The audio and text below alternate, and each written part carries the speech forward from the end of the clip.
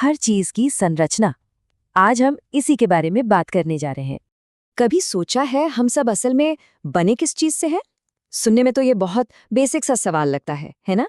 पर मजे की बात ये है कि इसी एक सवाल का जवाब ढूंढने की कोशिश ने साइंस की पूरी दुनिया में समझिए क्रांति ही ला दी।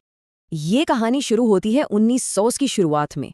कुछ जीनियस साइंटिस्ट्स ने ठान लिया कि इस सवाल का जवाब तो ढूंढ कर रहेंगे, और इस सफर में उन्होंने जो पाया उसने तो जैसे हकीकत के सारे नियम ही फिर से लिख दिए। ये कहानी है कुछ गलत अंदाजों की, कुछ हैरान कर देने वाली खोजों की, और उस जबरदस्त दिमाग की जिसने हमारे हमारे आसपास की दुनिया को देखने का नजरिया ही हमेशा हमेशा के लिए बदल दिया। तो चलिए इस जबरदस्त सफर पर चलते हैं।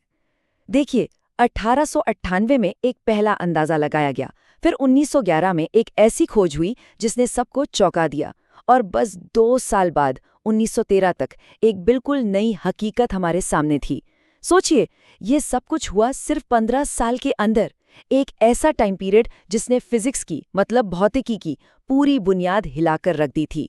तो सवाल ये है कि साइंटिस्ट ने पहली बार एक एटम यानी परमाणु के स्ट्रक्चर का अंदाजा लगाया तो लगाया कैसे?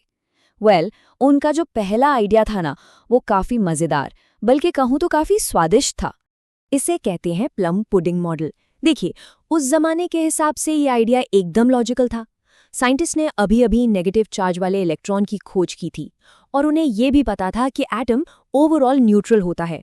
तो जे थॉमसन ने सोचा कि ठीक है, ये जो नेगेटिव इलेक्ट्रॉन है ये किसी पॉजिटिव चार्ज के बादल या कहें कि एक पुडिंग में धसे होंगे, जैसे तरबूज में बीज होते हैं, ताकि सब कुछ बैलेंस रहे। एक अच्छी शुरुआत थी, मान सकते हैं, लेकिन ये थ्योरी बहुत ही बुरी तरह से गलत साबित होने वाली थी। तो अब आते हैं उस एक्सपेरिमेंट पे, उस एक प्रयोग पर जिसने इस पूरी की पूरी सोच को जड़ से उखाड़ फेंका। ये थे अर्नेस्ट रदरफोर्ड और उनकी टीम, जो इस प्लम पुडिंग मॉडल को टेस्ट कर रहे थे। उन्होंने क्या किया? उन्होंने अल्फा पार्टिकल्स, जो कि हीलियम के भारी पॉजिटिव चार्ज वाले न्यूक्लियस होते हैं, उनको सोने की एक बहुत ही पतली पन्नी पर फायर किया। और सोना ही क्यों चुना? क्योंकि उसे पीट पीट कर इतना पतला बनाया जा सकता है कि वो लगभग ट्रांसपेरेंट हो जाए। अब देखिए, प्लम पुडिंग मॉडल के हिसाब से उम्मीद क्या थी? उम्मीद ये थी कि एटम के अंदर जो पॉजिटिव चार्ज है वो तो किसी धुंध की तरह फैला हुआ है, तो ये भारी भरकम अल्फा पार्टिकल्स तो उस पन्नी से बस सीधे निकल जाएंगे। थोड़ा बहुत इधर उधर हो सकते हैं, पर ज्यादा कुछ नहीं होगा। आप इसे ऐसे समझिए जैसे एक कागज के टुकड़े पर गोली चलाई जाए। गोली तो सीधे पार निकल जाएगी ना, लेकिन जो असल में हुआ उसने तो सबके होश उड़ा दिए। हाँ, ज्यादातर पार्टिकल्स तो सीधे निकल गए जैसा सोचा था, लेकिन हर 8000 में से कोई एक पार्टिकल 90 डिग्री से भी ज्यादा पर मुड़ गया, और कुछ तो ऐसे टकराकर वापस आए जैसे किसी ठोस दीवार से टकराए हों। ये किसी ने भी नहीं सोचा था। रदरफोर्ड ने बाद में खुद कहा कि ये मेरे जीवन की सबसे अविश्वसनीय घटना थी। उन्होंने इसे ऐसे समझाया कि ये उतना ही हैरान करने वाला था मानो आप एक टिश्यू पेपर पर तोप का गोला चलाएं और वो गोला पलटकर आपको ही आ लगे। सोचकर देखिए, बस एक रिजल्ट ने एटम के बारे में हमारी पूरी समझ को हमेशा के लिए बदल दिया। अब इस हैरान कर देने वाले नतीजे को एक्सप्लेन करने के लिए रदरफोर्ड को एक बिल्कुल ही नए, एक रेवोल्यूशनरी मॉडल के साथ आना पड़ा। ये हमारी सोच में एक बहुत बड़ा, एक जबरदस्त बदलाव था। रदरफोर्ड को ये बात समझ आ गई कि अल्फा पार्टिकल्स को इतनी ताकत से वापस धकेलने के लिए एटम का सारा पॉजिटिव चार्ज और उसका लगभग पूरा का पूरा वजन एक बहुत ही छोटी और बहुत ही ठोस जगह पर जमा होना चाहिए। और इसी छोटे से सेंटर को उन्होंने नाम दिया नाभिक, यानी कि न्यूक्लियस। और इसका मतलब क्या था? इसका मतलब ये था कि एक एटम का 99.9% से भी ज्यादा हिस्सा असल में खाली जगह है, कुछ भी नहीं है वहां। जो पार्टिकल्स सीधे निकल गए थे वो बस इसी खाली जगह से गुजरे थे, और वो एक दो जो वापस उछल कर आए वो सीधे उस नन्हे से मगर बहुत भारी न्यूक्लियस से जाकर टकराए थे। तो अब जो तस्वीर हमारी सामने थी वो एक छोटे से सोलर सिस्टम जैसी थी। बीच में न्यूक्लियस जैसे हमारा सूरज, और इलेक्ट्रॉन उसके चारों ओर चक्कर लगा रहे थे जैसे ग्रह। ये एक बहुत ही खूबसूरत आइडिया था, एक सिंपल एलिगेंट पिक्चर। ऐसा लगा बस पहेली सुलझ गई, लेकिन कहानी में एक बहुत बड़ा लेकिन था, एक बहुत बड़ी प्रॉब्लम थी। रदरफोर्ड का मॉडल ब्रिलियंट था, इसमें कोई शक नहीं। पर उस वक्त की जो फिजिक्स थी, जिसे हम क्लासिकल फिजिक्स कहते हैं, उसके नियमों के हिसाब से ऐसा एटम एग्जिस्ट ही नहीं कर सकता था, मुमकिन ही नहीं था। और प्रॉब्लम ये थी, क्लासिकल फिजिक्स के नियम कहते थे कि रदरफोर्ड का एटम तो एक सेकंड के भी बहुत छोटे से हिस्से में खुद को तबाह कर लेगा। इसे डेथ स्पाइरल या मौत का चक्कर कहा जाता है।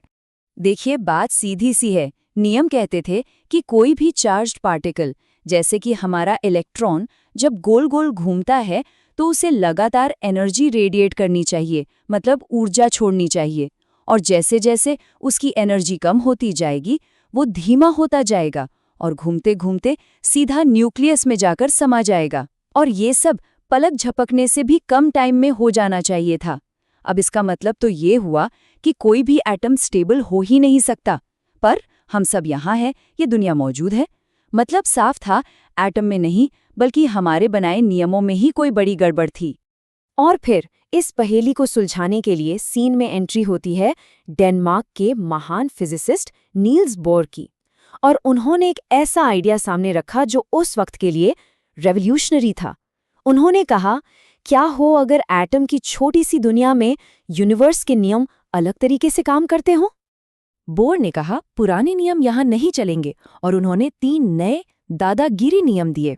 पहला, इलेक्ट्रॉन सिर्फ कुछ खास स्टेबल ऑर्बिट्स में ही घूम सकते हैं और इन खास ऑर्बिट्स में वो कोई एनर्जी नहीं खोते।